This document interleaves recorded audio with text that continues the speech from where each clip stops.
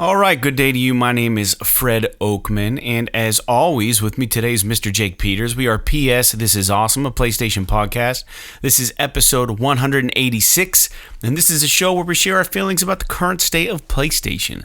But before we get on with the show, I want to invite you all to subscribe to our channel on YouTube, youtube.com/PS This Is Awesome, and visit us on Twitter at PS This Is Awesome and Tumblr, psthisisawesome.tumblr.com. If you want to make fun of our trophy lists on the PlayStation Network, you can find me at anchorless_81 and Mr. Jake Peters at jakesaw01. And as always, you can write the show at psthisisawesome@gmail.com. And most importantly, don't forget to share the show with your friends and make sure you leave comments and rate the podcast as you see fit. This really helps us get into the ears of all the other people looking for new podcasts to listen to. So leave kind words. I guess leave shitty words if you want to, but appreciate that you didn't. But anyways, yeah, that does help us out. So with all that out of the way, Jake, how are you doing today? I'm conscious, which is incredible considering that we played a show last night. It was pretty late, got home late. Yeah. And then I went to the Moto America race in Pittsburgh today. I had to be up really early. So I'm operating on very little sleep, and I was sitting in the sun all day. So you know how like when you sit in the sun all day, it feels like you've just got the shit kicked out of you. Yeah, I do. That's kind of what I feel like. I got home and I took a shower and I was considering taking a nap because you texted me and it was like 2 hours before we were going to start. And I just got home and I was like, you know what? I got to just stay up and watch TV or something. Cause if I fucking lay down, I am not waking back up. Yeah. So, but all things considered, feeling pretty good. Good, man. Happy to hear it. Yeah. Like you said, we had a show last night. I had a doubleheader. You know, your wife and I went and played a gig at the general store for 2 hours outside, and it was a really nice day. And then, you know, we went up to the Dan Fest and played that. And man, I'm beat. I feel, and every fall I get like a recurring cough. Now I know we're not quite in fall yet, but I have this dry cough. And in the back of my head, I'm like, could be Delta. Could be it. Don't know. Could be Lambda. Could be Delta. Could be any of these fucking things, right? Yeah, I don't. It seems a little early to have this. I mean, otherwise I feel okay, except for I'm getting old. Like my neck hurts, and you know all the normal things that happen when your body starts, I don't know, decomposing while you're alive. Yeah. It just slowly melts off you. You know, your skin peels back, and your nails get long, and you lose your hair, and your bones get smaller, and man, it's just weak. It's bad, man. Your teeth fall out. Think about it, man. It's just like living. It's like that's what we're essentially all zombies.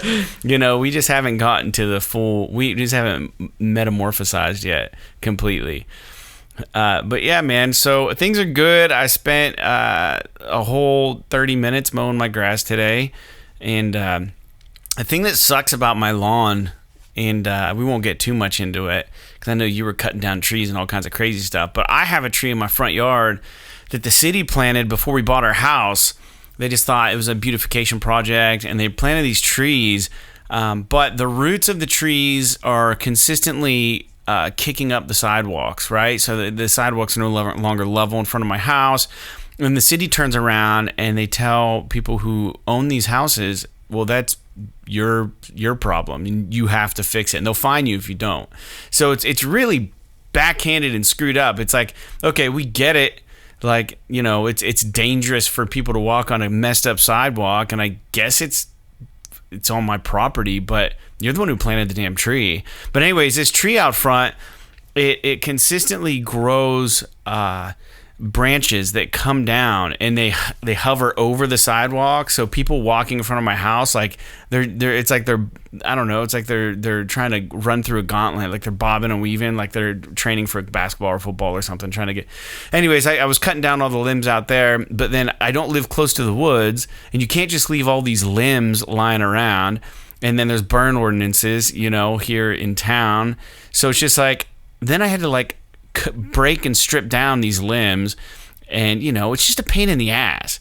and I'm out there just cutting these limbs over and over and over so I can squeeze them into these Home Depot bags I have to buy, and it's just, and then I got to set them out on the curb, and then some guy comes and picks them up every other Sunday night. So it's been a pain, man. It should be easier than this. Can you cut that tree down? I don't know. I actually don't know if I can. I don't know what the rules are. I think like if there were issues with the tree and it was interfering with traffic, I think I could probably call the city and have them chop a limb off or two. It shouldn't be on my dime, but I think if I want it removed, it's on my dime, and then I could still maybe get fined for doing it because they planted it. It's so weird. It seems like such a backwards thing. If you're going to fucking plant a tree and it's going to ruin the sidewalk, because a lot of my neighbors, the city goes through and they'll use like this green spray paint and they'll mark all these places on the sidewalk where it's like cattywampus, right? Where it could cause like something that someone could trip over. And then you get a letter in the mail that says, hey, you have to fix your sidewalk by such and such date. Here's a list of people who can do it for you. And it's just like, well, the sidewalk wouldn't be a piece of shit if you didn't plant these trees right next to it and let them grow eternally large. The root systems are just as big as they are, what you can see, sometimes bigger underground. And it's just so stupid. It's a city, man. Well, yeah, I mean, think about, let me tell you this. It'll probably cost you as much to have the sidewalk fixed as it would to cut the tree down. Yeah. So, but if you think about it, even if you cut the tree down, you're going to have to fix the sidewalk anyway. So I don't know what they're going to do when they fix the sidewalk. Are they going to cut all the roots out from underneath of it? And then is that going to kill the tree? And then you're going to have it cut down anyway? It's a huge tree. That won't kill it. This tree's enormous. And that's part of the problem is like when you live in like a tight-knit neighborhood where houses are really close, like downing a tree that's like right next to like a road that people park on, and like if it went down the wrong way, like there's no right way to drop this tree without it hitting a house. It's tall enough now. Well, they don't when you're in a situation like that, they don't drop it. They lop it little by little, right? They put someone up in a bucket truck and they cut like the top off, then they come down a little bit, then they cut a little off, then they come down a little bit, and then they kind of feed it into a wood chipper as they go, so that it's not, you're not dropping it in the middle of the road. That'd be awesome. That should be a simulator. This should be a PlayStation simulator game. Tree feller or something. They've been simulating everything else. You can mow the grass. You can be a police officer. Yeah, anything. There's so many sim games. Well, Jake, let's talk about some video games real quick. Oh man, what a freaking weekend, and it's here and gone. So it finally happened. Anyone who cares. I'm finally pitching for Boston, the Red Sox, that is, in my MLB Road to the Show character. Hitting like absolute trash. For some reason, every baseball that I hit goes straight towards like the third baseman or right towards the outfielder. I can't seem to time my hits to hit the gaps. I did have a 2 home run game recently. I took one deep over the Green Monster, which is like the really, really high fence in left field. At the Boston's stadium, and man, I don't know. So I'm finishing up Ratchet and Clank. I'm interested in Hades, and I really, really want to play a horror game. I have the itch for it. But night before last night, I was surfing the net, played PSN, and I've had my eye on that Detached game for PSVR, and the sale is about to expire. It's like $8. Right now, and I was like, I really want to try that because I think it'd be a cool experience. I may not finish the game, and it's a pain in the ass to set up VR because you have to configure your PlayStation, your TV, and like it's such a pain in the ass. But because the problem, it's like a twofold problem, and I don't have to get way into it. But like when you have a Sony TV and you have a Sony PS5, it's so smart that it causes more issues when you're running the breakout box and you want to quickly switch stuff because it just identifies stuff differently and puts it in different resolutions. And then when you plug back in the PS5, it's on the lower resolution or whatever. And then you have to like recalibrate it's just a pain in the ass, man. So it's almost like I wish I wouldn't have bought in this game because I feel obligated to play it, but I don't want to deal with the headache of, I don't know. I really wanted to play it though. And then one other thing on the sale I want to say real quick, and then I want to hear what you're playing. That Walking Dead remastered, like the entire compendium series, Skybound took off the hands of Telltale. It's all remastered. It's not glitchy anymore. It's apparently like plays super well. The artwork has been all redone to look better, and there's more detail. That's on sale right now too for like $35, and it's all 4 seasons. You get the Michonne episode and you get the 100 Days episode. Or the entire, I think Michonne came with 3 or 4. So there's the 4 seasons that involve Clementine, and then there's the Michonne add-on, which I believe is 3 episodes, and it's the 100 Days bonus episode, and it's like $35 for all of them, and it's all remastered, and Skybound got involved, and they really, from what I've read, like if you're gonna play these games ever again, this is the way to play them. They're not janky. But so it's really tempting to dive back into that because I kind of want to do a horror thing, and I think it'd be kind of fun to do those online. If anyone wanted to watch, I could just stream them from my PlayStation, but because it's kind of fun. But I know we don't have a huge listener base, but I thought that would be kind of fun to put up on our YouTube channel. Not do anything fancy with it, just like, okay, I'm going to play, the first episode, second episode, and then get to season 2 and then season 3. But anyways, I think I might pick it up. I don't know. Because I haven't played the final season. So if I do get it, I don't know if I'm going to jump into the final season and just play that, or if I'm just going to start from scratch to get reinvested. It's a tall... I mean, you kind of need to start from scratch, right? Because your saves and everything won't be there. It'll have randomized all your choices. Yeah, because I had all that through the Telltale site. Now it's Skybound, so you're probably right. And then but I don't. Yeah, no, yeah, I don't know, Jake. It seems cool. And then lastly, we had talked about Apple TV, and you had told me about that documentary with Ewan McGregor and that other dude. And dude, Charlie Borman. Yeah. I watched the new one. I started watching the first one where they were like really fucking young. You know what I mean? And they're going to like survival training and stuff, and like learn how to in case like the Russians attack them and stuff. And it was really intense. Yeah. And I was like, dude, this is insane. Like, what do these guys think they're getting into? And it was kind of fun, and they were youthful, and they were, and all that stuff. But then I was like, you know what? I want to watch something that's like high def and like, because back then, that first one, they didn't even really have an easy way to film like helmet cams or anything. Like they had these weird things hooked up, and like communications was an issue, and like, it was like old. So like now we have helmet cams and all kinds of stuff. So I was like, I want to see something modern. So like, it's just the production is better, So I watched the latest one. And man, I couldn't stop watching it. And like, dude, it's so good, right? I haven't watched the new one, but just like the concept is really interesting. It's fantastic. And they took those Harley e-bikes, and like, I will say at certain points, it seemed overly dramatic. Like they were just trying to add tension to keep the watchers, you know what I mean? The viewers like involved. But like, I mean, there were some shady things. Like, when you get to like when you're in Juarez, in Mexico, and like you're worried that your bike's battery's gonna run out, and it's like, yeah, this isn't the ideal spot to stop, especially because we're kind of famous, and like, the cartels and shit might take us hostage. Like that's a real fucking thing, and like, right. And then like crossing borders, and there were some elevation issues at one point. Not to spoil anything, but like, you get up in the mountains and stuff, and it's harder to breathe, and it affects people differently. And I don't know if you knew, but Charlie Boorman or whatever is a Boorman. Yeah, he had been in 2 motorcycle accidents coming into this one, so like he's a little jacked up to begin with, and it's like, wow, man, like he had like tons of surgery and stuff, but he's fine. He can ride a bike, but he's got a little bit of a limp and stuff. So his health was like, and Ewan McGregor's always like commenting about, man, I just don't want Charlie to go down. They're riding through this fucking like mud and shit, and like, at nighttime, and like in a thunderstorm, and like, the traffic in those southern cities is just, it's pandemonium. Like they don't obey traffic laws. They have their own yeah, it's crazy. And they're just winging around in these cities and stuff in the muck and the mud, and like most of those roads they traveled didn't even seem to be paved, man. They're out of control. It looks awesome, man. You got to watch it. It's so good.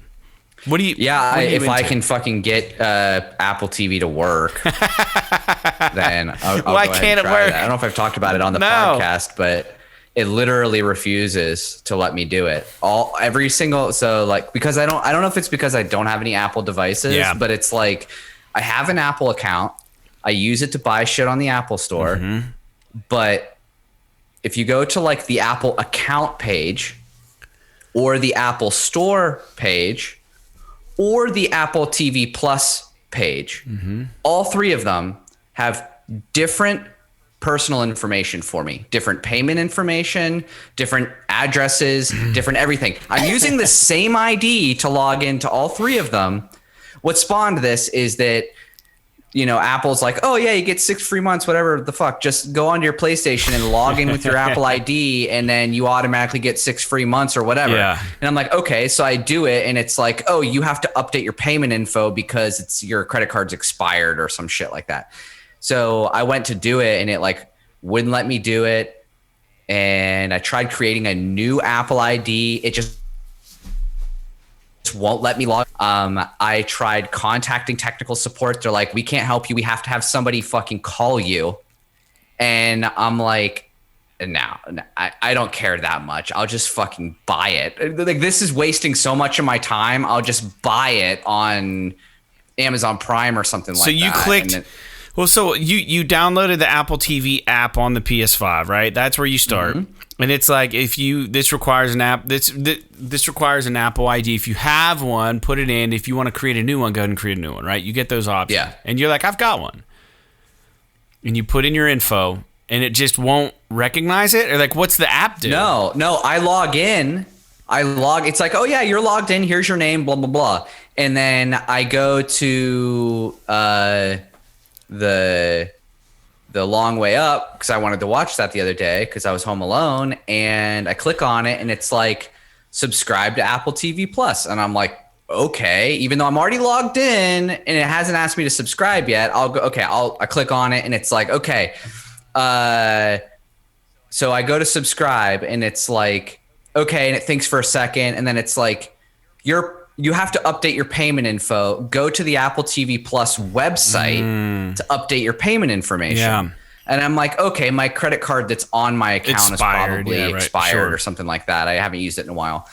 So I log in on the Apple TV Plus website, which it told me to do, and I have no option to edit my payment information. I can see it, and not only can I see it, it's not mine. It's completely wrong. Random address, random credit card number, random phone number. None of it's mine, but it's my ID. And so I'm like, this is fucking weird. Not only all of that, but it won't let me change it. So I was like, okay, fine. I go to the Apple ID page, like the actual Apple website where you do all your account settings and all that shit. I log in there. All of my contact information, payment information, everything is correct. So I'm like, that's weird. So I go to the Apple Store page, which is where you can like buy music and whatever, books and all that stuff. Log in there. It works, has my personal information, but it's different. It's like correct. It's like from my old house. Right. So they're not synced. Like, I talked to Troy about this because he's a big Apple guy, another guy in our band, and he's like, I've got like 14 Apple devices. Like, he's not even kidding. He's like, I know. I've got like 14 Apple devices. I've never heard of this before. You have one Apple ID, and your account information is shared across no matter what device or account you log in on. Right? Yeah, it's just shared. I'm like, is this like some fucking hack that Apple is like imposing on me because I don't own any Apple devices? And I just have an Apple ID, and they're trying to fucking spam me into buying an iPhone or something. If you get an iPhone, you're fucked because it's not going to recognize your user ID, and it's just not going to work. Well, and this is why I was like, okay, I'll buy a, and I'm sure people are like, why aren't you talking about games? Well, this is like related to PlayStation because this the whole reason I did this. Yeah, we're going on a bit. Because the PlayStation 6 months free fucking shit with Apple TV Plus. So I was like, okay, maybe there's something squirrely about my account. So I went and I created a new Apple ID specifically to do this. And then when I go to Apple TV Plus and I log in with my new ID, even though that ID works on the store and it works on the account page, when I go to Apple TV Plus and I log in with my new ID, it says we're sorry, we cannot log you in. Wow. That's all it says. It doesn't say your password's wrong. It doesn't say there's a problem with your account. It doesn't say anything. It doesn't say like we're having server issues. It just says nope. And that's basically the end of it. I think the only thing worse than that would be if it told you that there's already an account in existence for you. Like that would be I'd be like, you know what? I'm 100% done with these guys. No, man. For me, literally, I have an iPhone. I put it up on the PS5. It said log in using your Apple ID and password. I did it. It says you have to click the button to agree. After 6 months, you're gonna get charged unless you cancel it by such and such date. And I'm like, agree, and it's like, welcome to Apple TV. And I type in long way up, literally 2 minutes, and I was watching it. Like, it was that's so bizarre. I'm gonna try, because Sarah has an Apple ID that she uses with her iPad to buy books and stuff. Yeah. So I'm gonna try hers and see if that works. But I'm just, dude, there was fucking smoke coming out of my ears. Like I was on the support chat with Apple at like 10 o'clock at night. And they probably think you're a hacker or something. They probably think you're trying to break into someone's account. And I don't know if it's because of the time zone or like because of the time of day or whatever, because it was so late at night. But it was some guy in India, and he was like completely misunderstanding everything I was trying to explain to him. So like that just added a layer of frustration to this. And he kept saying like, every time I'm like, I'm having this problem, he kept saying like, and I told him a million times, is like, I don't have any Apple products. Yeah. Like my wife has an iPad, but that's her own thing, right? I don't have anything attached to it. And he kept saying like, please give me the serial number of the Apple device you're having trouble with. And I'm just like, listen, guy, I understand there's a language barrier issue here, but this is not my problem. Please give me to somebody who A lot can of those help me. technical support guys, they have to like read from scripts too. Like, and it's like a flow chart. I don't blame this guy. I mean, he's just doing a job, but at the same, like from a customer's perspective, it's very, very frustrating when I'm just trying to pay you to use your service and you're just like, nah, we're just going to make it hard for you. So I have not succeeded. You have had the easiest time in the world. I have had the polar opposite of that. That's why this show's so interesting, you know? I mean, like, we'll see if I can get it to work with Sarah's account. Well, but are you, I don't know. Did you get Hades? Are you playing anything right now? What are you playing? So I have been... So pretty much most of this week, I've been playing The Ascent, which I talked about last week, which is that game I've been playing on Game Pass, which is like the twin stick, like cyberpunk RPG. And it's fucking awesome. But I'll tell you what, and I don't mind talking about it a little bit because we did have a commenter on YouTube say that he appreciated that I was talking about it. So that is true. Thanks for writing in, by the way. Yeah. Thank you.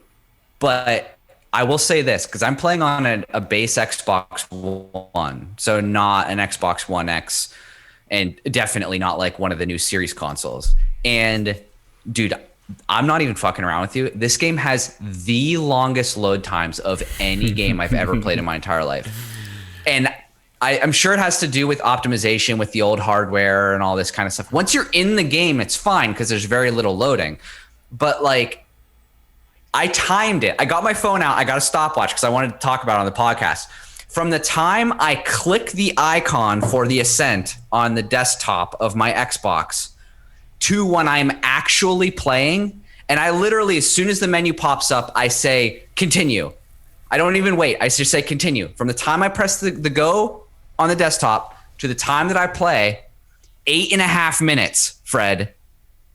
8.5 minutes of loading. That's crazy. To get into this fucking game. And on top of that, I was listening to some like review discussion about it, and people were talking about all these glitches, and I'm like, I haven't had hardly any glitches at all. And then just recently, in the last day or so, I started having a couple of crashes here and there. And it's honestly like, I can deal with the 8.5 minute load time because there's rest mode, right? I just go into rest mode and I can jump right back into it. I don't have to reload that. Mm-hmm. But when the game fucking crashes, I have to reload. It takes 10 minutes to get back into it. So, you know, if I'm playing before work or something, I only got 30, 40 minutes to play before I have to leave. And it's like I spent 10 minutes of that loading the game. Right. So wow, it's frustrating. I still think the game is great. But there are some really, really bad balance issues with it. Like, regular RPG, you get a quest, you have to go to the quest location, then do the questy thing, right? And then you come back and get your reward or whatever that shit is. They do a really bad job of like, oh, I'm level 10 and I'm going to do this level 7 quest or whatever. Right. And they run you through an area that has like level 20 bad guys in it. Even though the quest area does not have super high level bad guys. To get there, you have to go through. To get there, they have you go through fucking guys that are twice your level. And I'm just like, it's lazy. It's lazy level it's design. just this. Yeah, it's like these little details that are really a big miss for this game. But like if you overlook that stuff, so the technical issues and the balance issues, the game is really, really cool. I think other than that, I think very highly of it. Now, the other thing that I've been playing, because I'm a huge fan and I thought it would also be a little bit timely, is I'm actually playing the beta for Diablo II Resurrected. All right. I didn't know there was one. That's which cool. Is awesome. Yeah. So it's technically only available for those that pre-order the game. And I was thinking about it yesterday because I didn't even know it was happening this weekend. And then I saw something on the PS5 and I was like, well, how much is the game? Right. So I looked it up and it's like $40. Mm-hmm. I'm like, okay, well, it's not that expensive. And then I was like, I'm going to fucking buy it anyway. So I was like, you know what? I'll just pre-order it so I can play the beta and then I can talk a little bit about it on the podcast because I think it's a big game coming up. It's at least a historic game. And I will say this. After playing so much Diablo 3, it is definitely kind of old. Like even with the new wrapper and everything, it is a little bit it's a lot more clumsy than I remember it being. Yeah. And now maybe part of that has to do with the fact that they're trying to map the original point and click controls to a controller. Yeah. And I'm sure that has something to do with it. But, there's some clunk to it that I think is something that I guess kind of washed out of my own brain whenever I was thinking. It's been a long time since I played. I mean, it's probably been 8 or 9 years since I played it, maybe even longer. So I don't remember it being as janky. They do have a cool feature where you can switch between the new performance or the new the resurrected mode and what they call legacy mode, which is the original graphics, which is pretty neat, cool. Which is pretty, it's like wild to switch like back and forth between the old pixelated sprite stuff and like the new like 3D shit. It looks really good. The atmosphere is still great. The skills are everything that you remember. The music is still fucking just on point for this game. I'm like probably 2-3 through the first act. I don't know how long the beta goes for. I think it only goes, what day is today? The 15th. I think it actually only goes through today, so I might actually be done with it until it comes out. Yeah. But it comes out in a month, so I'll be able to play more of it. But I started a paladin. It was always my favorite class whenever I was playing it when I was a kid, probably because it was easy compared to the other classes. Yeah, it's safe. But I mean, it's just kind of like not as brute forcey as the barbarian, but like pretty, you wear heavy armor, you do, it's a lot of melee attacks and defensive auras and things like this. For sure. But it's Diablo 2. It's really kind of weird the way that they did the interface, the UI. It's different. I wish they just kind of like kept the original UI. I don't know why they had to change it. And then what was I gonna say? I don't remember. Controller but mapping or anything? The controller works pretty good. Yeah. I mean, it seems like the hitting and stuff is a little bit, this is a product of the game though. It's not a product of the way that they did the control scheme. the game Diablo 2 was way more of a hardcore, I say hardcore in quotes, RPG. Like you actually adjusted the stats of your character. I remember that. You actually rolled to hit every time you swung. So like you would swing and you could miss as opposed to definitely hitting every time. Like none of that shit is in Diablo 3. Right. So, you get into the game and you go and you're swinging at an enemy and it's like miss, and then you hit and it's like, so there's some of that like kind of legacy RPG element to it that takes a little like getting used to, like getting reacclimated with all that. But I am still enjoying it. So I'm hoping, I'm still kind of anxious to see when it comes out. I haven't heard if like your beta character is going to transfer or if they're going to wipe the servers whenever they launch the game on September 23rd. But I am excited to play more of it. Yeah. Cool. Well, thanks for sharing. And also, this was a news point, but with all the negative press surrounding Blizzard, there is a nice write-up over on the PlayStation blog about how they adopted Diablo 2 to work with the controller. So it's a really interesting, cool read if you guys are interested. It's on the PlayStation blog. So I'll check that out. I didn't even know. Yeah. So let's dive into the news. Jake, what do you say? Sure. I'm not even sure if this is news, Jake, but I wanted to say I did download the Blue Box Game Studios trailer app for that game Abandoned, and I texted you briefly about that, I think, at one point. But there were hiccups, and the trailer app wasn't really working, and it led to the studio announcing there was a visual glitch or something now. And then finally, they announced, hey, it's working now. So we have a trailer we can watch on the Blue Box Game app on the PS5, which the whole reason for this trailer app is that it uses the internals of the PS5 to power the trailer. So it's not like a movie. They're claiming that it's using the system processing to show you the trailer, right? And it's to prove what the game's going to look like. And it does it in real time. But unfortunately, there are unselectable boxes in the trailer app menu for a cinematic reveal trailer, a release trailer, and then 2 gameplay demonstrations, which all indicate available soon.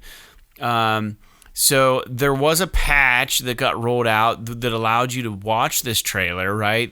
And it was 5 gigabytes of a patch. And then the trailer, when you finally get in and watch it, it's just a stagnant shot of like this wooden floor, and then you see somebody's like leg and foot walk, and it's maybe like 4 seconds long. I'm not even joking. It's like fucking 4 seconds long, and it's like, that's it. And like, that's the trailer. And it looked awesome. Like the quality looked great, but I mean, it's 4 fucking seconds or 5 seconds. And it's the exact same thing that they've already shown on their Twitter account. So instead of downloading the 5 gigabyte patch and downloading the trailer app right now because there's nothing else you can do with it, this was such a laughable thing. But I guess it's only hilarious because such a big deal has been made about this trailer app. Everyone's talking about it. And I guess, if they've done anything right or wrong, I mean, they say all publicity is good publicity. I don't know in the sake of this game, but I mean, they sure are getting a lot of attention, and they haven't shown much of shit for this game. And it's just because of all the weird correlations that people were finding or looking for Kojima being involved in stuff. So anyways, I want to let everyone know that I did watch this thing, and I just felt like it was a complete colossal waste of my time to even download this thing. And you're like, dude, it's probably China spying on you. And I'm like, yeah, it could be. Well, that's why I told you. I was like, until we know what the fuck this thing is, I'm not even going to bother downloading it, because for all I know, it could be like some Chinese spyware, and they're like going to hack my system, and they'll be taking notes on everything that I'm doing. And oh, man. I don't know. I'm sure it's not that at all, because Sony's backing this at least a little bit. But it's just at the same time, it's like it's too much. I can't deal with the idea of an app though to run your trailer in real time using the system hardware to prove to you that there's no smoke and mirrors is kind of cool.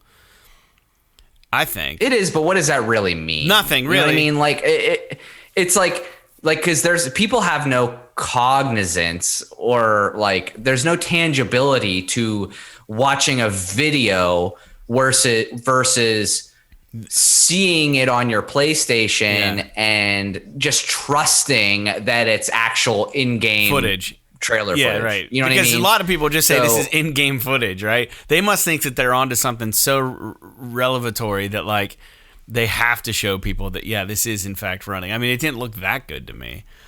I don't know. It is what it is. But hey, be on the lookout for a new Call of Duty Vanguard trailer. There's been a lot of leaks about this. No reveal date. Push Square seem to think it's on the way. Jake, I'm not a Call of Duty player. Do I enjoy it when I have it and it's on my system and I'm screwing around with it? Sure, it's fine. I prefer Battlefield, I think, but the latest Battlefield kind of blew balls too. So I don't know. I'm kind of over these games. I'm not going to lie. I don't know anything about Vanguard, but I don't think anybody does, but except that it might be in World War II. But I do have interest in playing the campaign for Cold War. And the reason why I say that is because the campaign for Cold War was wholly developed by Raven Studios, which is like, they're fucking awesome. Which one's Cold War? That's the one from last year. This most recent one. Do we have that yet? Was that a Plus game? No. Okay. No. Right. Not that I'm aware of. Yeah, I think I was interested in that it. one. I'm just trying to catch up with what you're saying here. There's so many Call of Duty games. Yeah. Because and Raven did that, and Raven is like the studio behind. You remember the game Heretic? Yeah, dude, so good. And Hexen and all that shit. Yeah, and they did Quake 4. They did.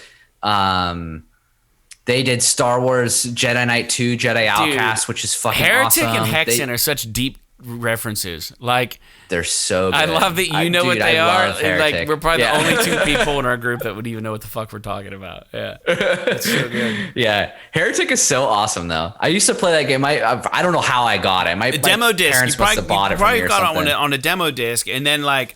You're like, oh shit, this is real deal, and then that's how you found out about it for sure. Yeah, I mean, I have the full game. I think I still have the disc somewhere, but like, I maybe I did have the shareware or something, and then I went out and bought like the full version of the game. I don't remember. It was easy to hack games then.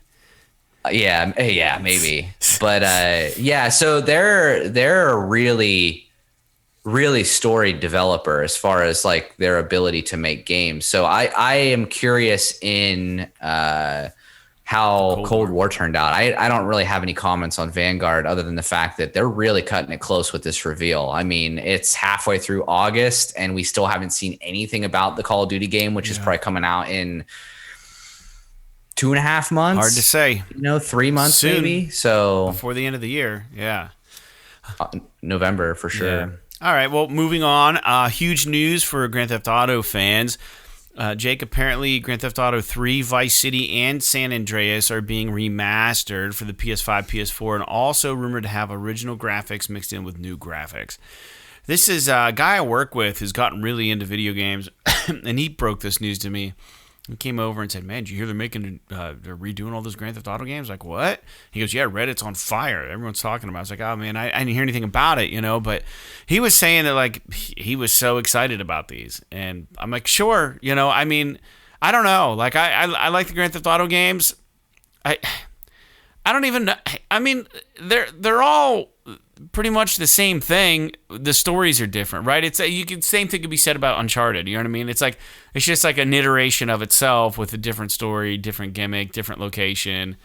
But man, it's a cash cow. Dude, I'll tell you this.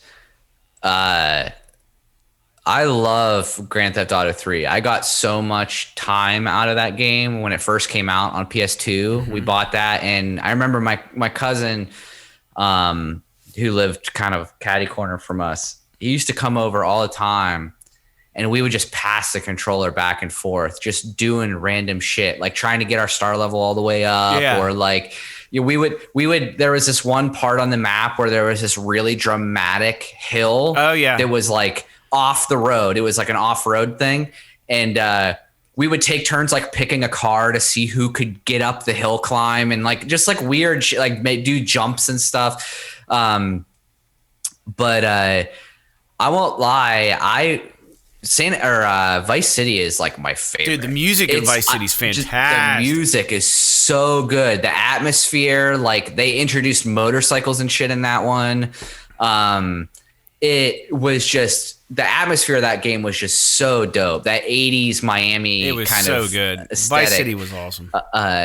I will say this: I would definitely be interested in playing these if they update the controls. Yeah. If they update the controls to the modern shooting mechanics and not like the modern GTA shooting mechanics and not like the original sort of like tank controls that they used to have, then I would be much more interested. But if I got to fight the fucking control scheme, then I probably won't play them unless there's something really special about it.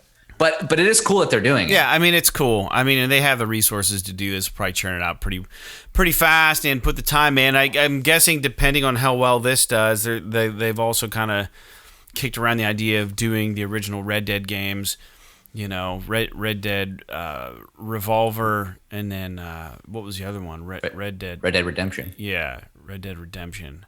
Yeah, getting those two redone. So we'll see what happens with that.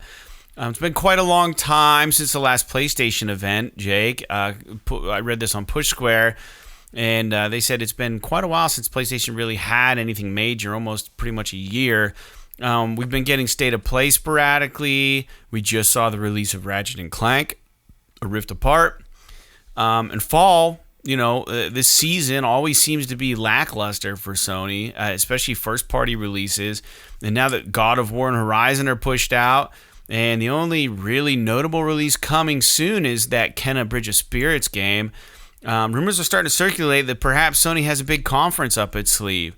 The rumors are starting because the points of communication for PlayStation, including their Twitter account, their YouTube account, and their PlayStation blog, all have updated artwork for their banners. Is this just a visual upgrade? Is it a sign of something on the horizon that's coming? Like, I don't know what to say about this, but I think that it's interesting. But, I mean, I don't know. I just want to play a horror game. I wouldn't be surprised because they had a VR event, and we'll get to this in a little bit. We're going to talk more VR later in the show. They had a VR event that they don't maybe show off some of the PlayStation VR here this fall on a big PlayStation event thing, but I don't think we're going to get a big PlayStation event. We might get another State of Play all focused on VR or something, but I don't think we're going to get another event until those games are pretty much out the door and ready to be announced and, like, you know what I mean? What do you think? I don't know. It's really late for them to be announcing some kind of in-person event. I mean, unless they're doing it in like late December or something like that. Even if they did it online, maybe they will. You know, like it's just like, yeah. I mean, maybe they're doing it online, which would be cool. But yeah, I don't know. I with these things with Sony, with these events and these streams and stuff that they do, like anymore, I just don't even bother speculating or believing anything on it until I actually see something from Sony that says we are doing this day. Yeah.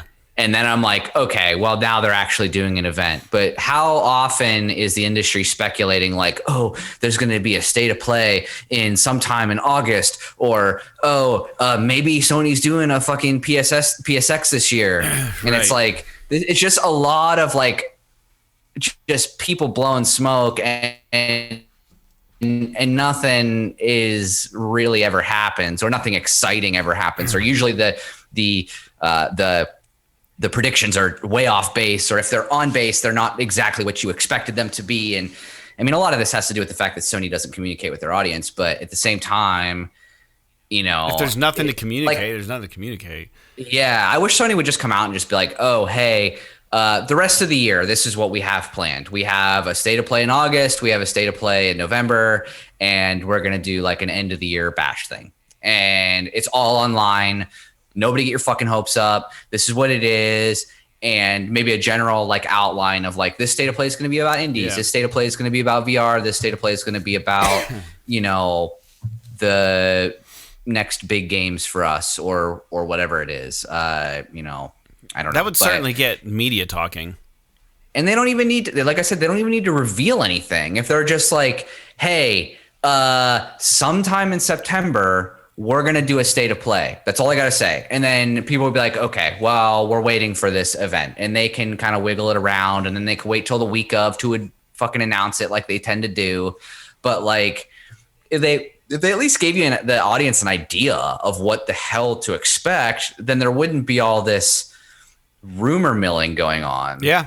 And I don't know. Maybe Sony likes it. I have no idea. I don't know what's better for PR, having people guess what the hell you're doing or just being open about what you're doing and having people just like be appreciative of that, like the transparency or like being somewhat cryptic. You know what I mean? Like I don't know what works best in the gaming industry, but I mean, I'm sure the vagueness of it, the mystery of it probably like keeps the conversation happening, which, you know, if the conversation is happening, then it's free publicity. More eyes are on Sony, more people are listening, more people are interested and engaged. Like, I mean, no press is bad press, whether it's good or bad, you know? So it's, I mean, unless you're talking about an Activision situation, which is a whole story, but like, you know, I think that they got to do something soon. And they've been talking about it. Like there's been rumors about an August PlayStation State of Play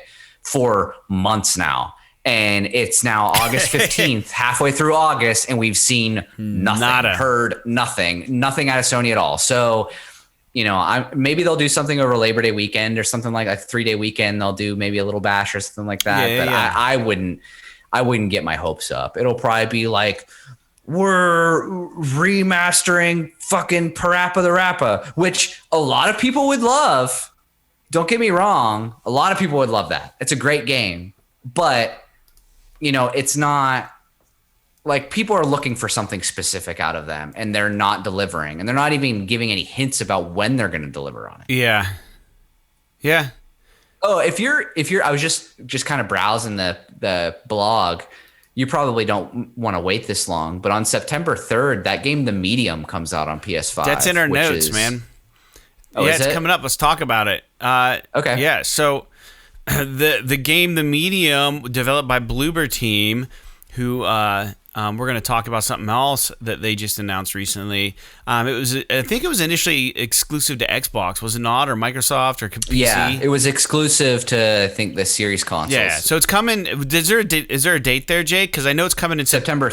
September 3rd is what it says on the blog. Yeah, so it's a horror movie or a horror game, and it's weighing in on at a 75 on Metacritic for the PC version of the game, which probably is going to be comparable to the PS5 version. So that's kind of exciting. We're getting that. I didn't even know that was going to come our way. Like I didn't know that it was even going to happen. You know what I mean? Yeah, I'd heard it was coming over. Like just recently, in the past few weeks, I'd heard that it was coming over.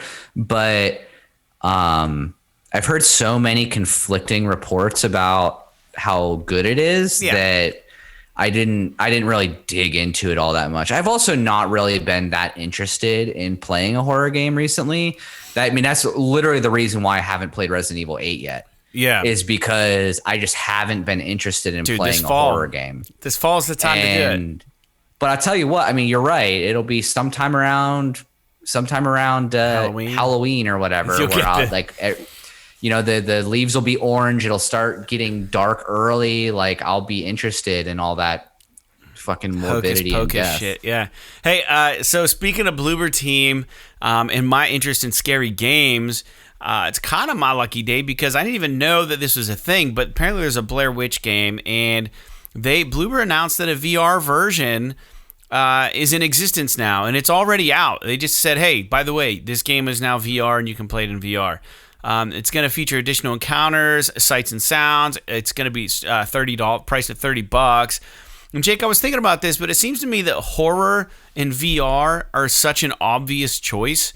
And I'm kind of disappointed that we don't have more of this. I mean, we have The Impatient, and we have Resident Evil, and the Kitchen demo, and then we have Blair Witch, and I think there's like one or two others. But like, I'm surprised we don't have more developers. But then I started thinking about it, and I was like, I think that it's one of those situations where if it's done really well and it's too immersive, it's such a good experience that people are actually scared to purchase the game. And it's one of the few situations. That's where I'm at. Yeah, it's one of the. That's where I'm at with it. Yeah, it's weird. You know what? Sorry to cut you off. No, go ahead. But what I was just thinking about this, and I can't do the horror thing. Like I can do Resident Evil is kind of on the border, and that's because it's more of a thriller than a horror game, right? Like I just can't deal with like the I'm in the dark and then something jumps out and scares me shit. Like that's a little bit too much. It's too much for my nerves. So imagine like playing Outlast in VR or something. Yeah, like that. Yeah, exactly. Your eyes got. But big what I was thinking, what I want like a VR port of Soma. Oh, like I think that would be fucking awesome. That's what I want. Detached to kind of be like that for me. Like we're just lost in outer space, right? It's not like a sci-fi thriller like Alien or something, but like just being like where it's not like jump scares. It's more like the idea of being isolated in outer space and like needing to like grab onto shit or else you float away into infinity. Like that seems like it would be really digestible and cool. Yeah, it's more like environmental horror, sort of horror, or like the game is more tense and thrilling than it is scary. Yeah, you know what I mean. I don't even mind if a game is spooky. Like obviously I mentioned Resident Evil, but it's just I just can't.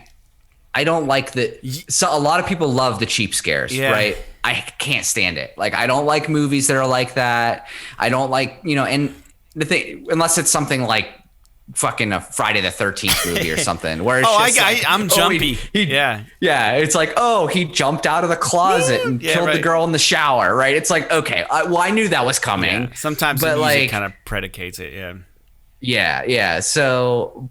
But I think it's cool. I think it's cool that they're doing the Blair Witch. It's not a game for me, but I'd be curious to see if you play it. I'd be curious to see how you like it. Yeah, I think it's like a lot of like getting lost in the woods, and some of the reviews were like, I fucking got lost because like if you watch the Blair Witch movie, the original, they literally get turned around like 4 or 5 times in the woods, and I guess like people are complaining on the reviews, just saying like I couldn't fucking get out of the woods. I couldn't figure out where to go, and I'm like, that's probably what's supposed to happen. Like I don't know, because I haven't played it. But anyways, like what I was getting at though with this is like horror in VR are like peanut butter and jelly. Like it's like perfect. It's like the perfect thrill ride, right? If that's your thing.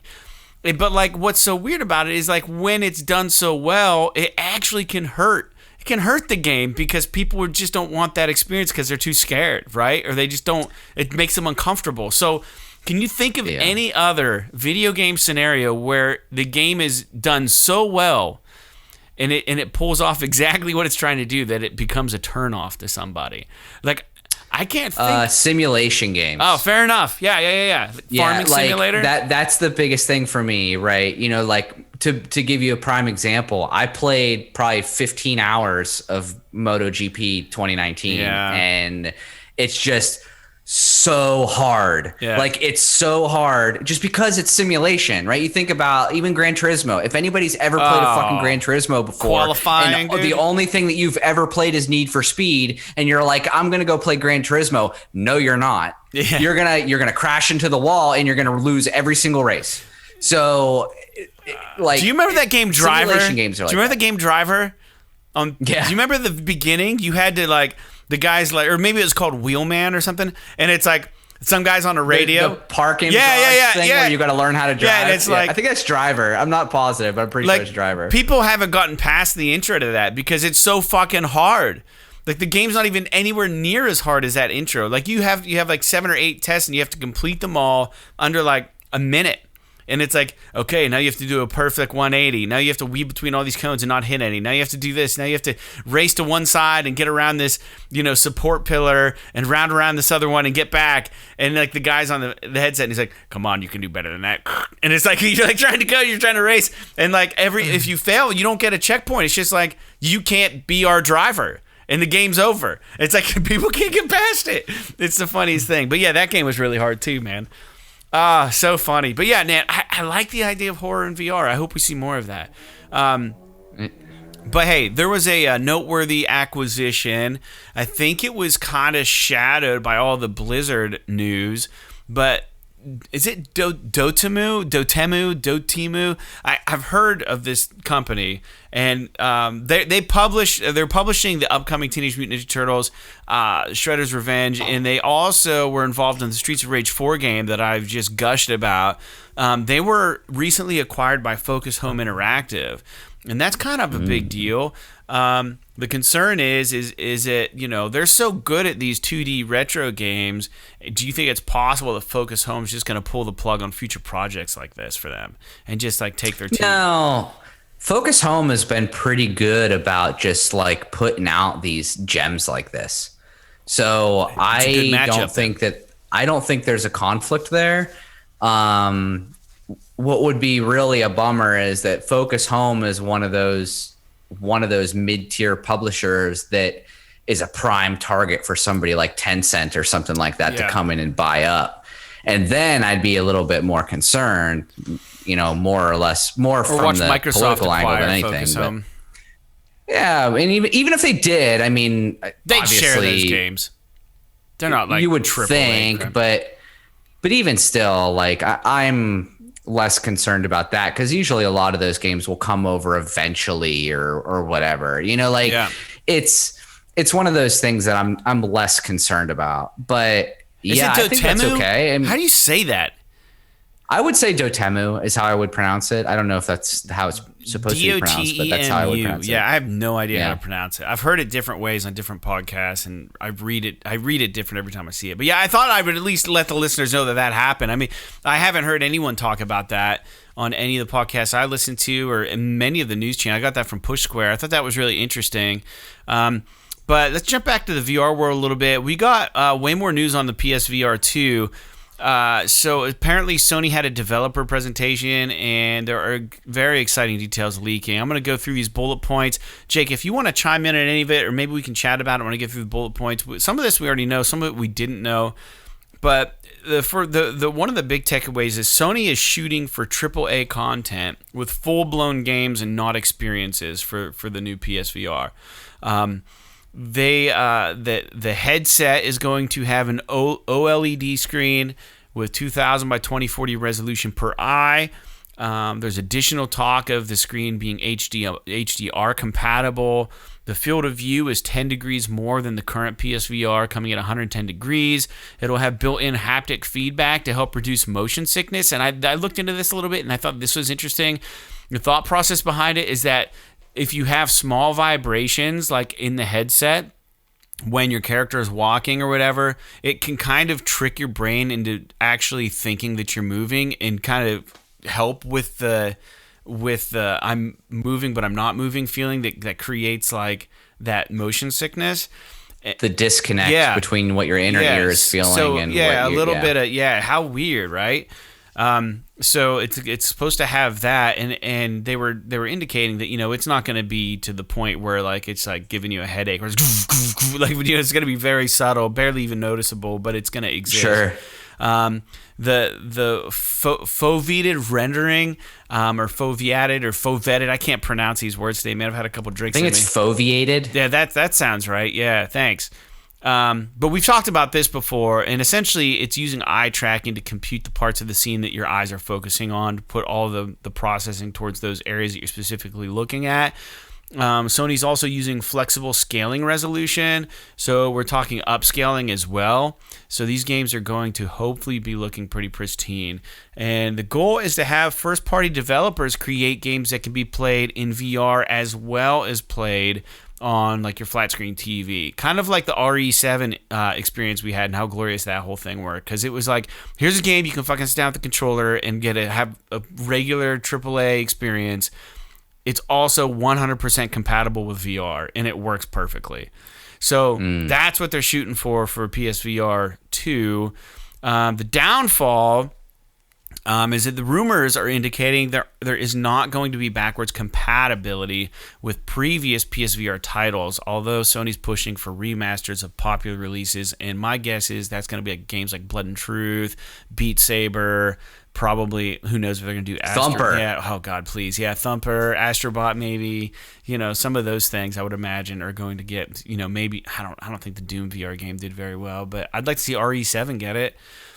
But with all those features, man, what the fuck is this thing gonna cost? Like it's probably not gonna be cheap, but I bet it's gonna probably cost $500. It'll probably cost us. I mean, the PS4, the original PSVR came out, cost the same as the console. So I have to imagine they're probably going to target that for this one too. It'll cost the same as the console at launch, so $500 or whatever the hell it is. At that price point, are you even considering it? If it does all these things and it's like fantastic and it's one cord. Yes, because I say this, and this is probably poor budgeting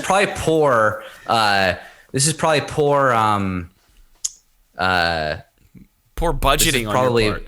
Poor budgeting on my part, but I know that if I buy it and I don't like it, there's a good chance that I can resell it for almost what I paid for it.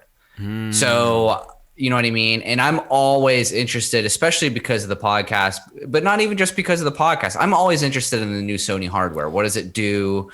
Like, you know, what are the experiences I can get out of it? Because they've always done a really good job with that.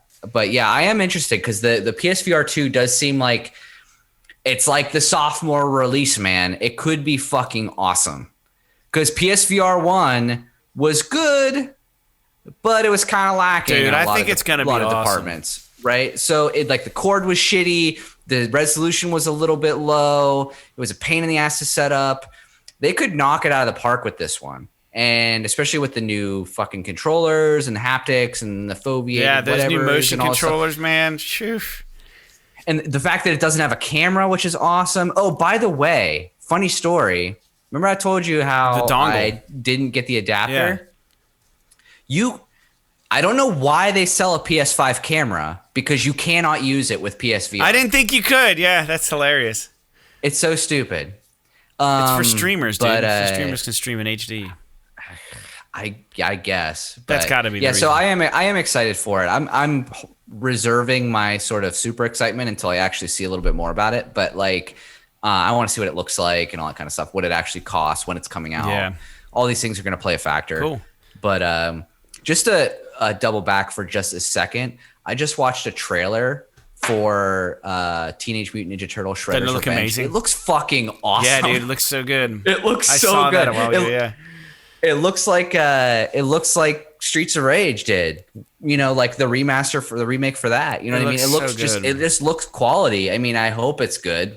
I don't really play a lot of beat 'em ups anymore, but dude, it looks good. Anyway. Yeah, I mean, Streets of Rage was so perfect. Like, yeah, they nailed every aspect of that. The Teenage Mutant Ninja Turtle game is going to be fantastic. Also, last point of news, Jake. We're getting a little long in the tooth here with the show, so we're going to try to go through these, talk about the new games coming out, and then wrap things up. But I just wanted to give a shout out to No Man's Sky. 8/9/2021, August 9th, was the 5-year anniversary of No Man's Sky. And this is such a great underdog, story of a never quitter. Like, this game, and even though we don't actively play it, they really have done incredible things with this game, considering where they started and where they ended. So, big shout out to the team over there. And that game's so cool. And I'm glad it exists. And I have it, but I haven't really played it. So, but yeah. Yeah, I need to jump back in because I think that they also I think they just announced another major update for it. Yeah, they're constantly updating this game, man. And it's all free, I think. All the updates are free. It's incredible. They've done so much for this game in the community. I really want to jump back into it, mostly because I'm really interested in the haunted fucking ships thing. Yeah, and none of this stuff was there when I played it originally. And that's VR too. And so I'd love to start a new character in that and just start from the beginning because I don't know what the fuck's going on anymore. Yeah, I'd have to start from the top. And just try it out. But yeah, I'm with you. I applaud them for coming back. I mean, it's, Hello Games, poo-poo on them for kind of lying about it whenever they launched it, but they brought it around and they really made something special. They had a vision and they really, they made sure that money wasn't wasted on it for all the people who believed in them. So that's cool. New games coming out August 19th, Recompile on the PS5, and then Train Sim World 2 Rush Hour on the PS5. August 20th, we're getting that Fracked for PSVR game where you just fight people fracking. It's like downhill skiing / like first person shooter. It's weird. August 20th, we're also getting Ghost of Tsushima Director's Cut, PS5, PS4, and then we're getting Madden NFL 2022, PS5, PS4. So some big games coming out next I week. will tell you, I am considering buying the Iki Island update for Ghost of Tsushima on PS4. Oh, you won't play it on the PS5? I just don't want to pay the extra $10. I'll be honest with you. I don't feel like it's worth my money. 60 frames per second, man. You could play it's basically 60 frames. The PS4 version is basically 60 frames on PS5. That's what they say. The only difference from what I can tell is that it's 4K resolution. Yeah. And they've got like the fake fucking Japanese lip sync. Those are like the two things that are different. Somebody needs to PayPal Jake $10 a listener so he can buy the better version. PayPal me $10 and you'll get it. I'll buy the upgrade. Because they literally have the PS4 version runs at 60 frames on PS5. Yeah. So it literally like the more I think when we originally talked about this, I wasn't really all that offended by it. But the more I've thought about it, the more I'm like, why the fuck are they charging for this? Yeah. Like it seems so like I get why they're charging for Iki Island. Sure, charge away for that. Charge $50 for it. I don't give a fuck. It's totally new content. But you got a $10 upgrade, and basically all that it's doing is it's adding some haptics and it's giving me 4K resolution, and you're faking Japanese lip sync. Yeah. Like I no thank you. Not for me. Dude, I had an idea, and I'm going to throw this at you real quick, and we'll throw it at the listeners too. But we are not super consistent as a podcast. But it would be really cool if we had like a $1 Patreon a month, right? We had one thing, like $1 a month for our listeners. If they wanted, you don't get anything, nothing that you wouldn't get otherwise. But if you want to support us, and maybe in like 2 years, we'll have $60 saved up. And then we'll like buy a new game with your money and talk about it on the show. Now, I think we have more listeners than that, but I just wonder if that's something that we could do and justify doing. Like we don't have the time to do extra episodes, or you know what I mean? A lot of these podcasts that have Patreons have all these special things, right? Like, oh, you get early access to, we're so inconsistent. We don't have a schedule, man. But like, if we're like, hey, if you believe what we're doing, if you want to throw us $1 every month, we'll take it. You know what I mean? And then we'll put it to the show somehow. We'll get stickers made or something, get a mailing list or do something. Like, I don't think it's a bad idea. I don't like asking for something for nothing, but to be fair, we are offering a podcast to our listeners at least once a month. You know? What do you think? Yeah, so are a million other people. I do like the idea of like doing something really basic. Like, hey, if you sign up for $1 a month or whatever, you know, we'll mail you a sticker, or like something like that where it's like, hey, you know, we appreciate you more than just like, thanks for the money. You know what I mean? Right. Like, we'll give you a shout out on the show or something. People who are, or even like a special. Yeah, you get. I like the sticker idea, because you could have like a special like Patreon exclusive like kind of. P.S. This is awesome sticker. Like a die cut vinyl sticker for the show would be cool. Yeah, something like that would be pretty neat. And honestly, like for a podcast like ours, yeah, I totally agree with you. Just do like have one tier. It's $1 a month, and it's literally just like your way of saying hey, thanks. If you enjoy us, you know, throw us $1. We'll throw you a sticker, and you know, we might be able to, you know, dude, if we could get 100 people, we could say is, if we could get 100 people to give us $1 a month, that would be enough for us to get a new game to review every month. We'd have to say like, hey. Yeah, like we promised that we'll use the money for the podcast, right? Yeah. It's not going to go to anything else. I'm not going to put it towards probably my groceries, you know? Yeah, like we have jobs. We probably wouldn't make enough money anyway. Yeah. But like, yeah, we have jobs that do other things, but it's like, hey, you know, if we don't want to lose money doing this show. So, but it's a good idea. I don't know. We could do something simple. Maybe worth a try. Maybe I'll set up a Patreon for a $1 patron. Like one need tier, to get together. We're discussing the plans on the podcast as we speak. Yeah, we need to get together and shoot a video, because you always have to have like a video on it. Yeah, right? To like promote the Patreon, you have to have one on the page that's like, hey, this is why you should fucking pay for our shit. And we can like have a 2-second video that's like, just do it.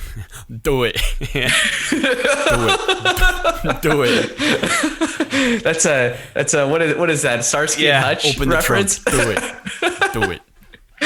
Do it. Open the trunk. Do it. Oh man. Give us $1. That's do funny.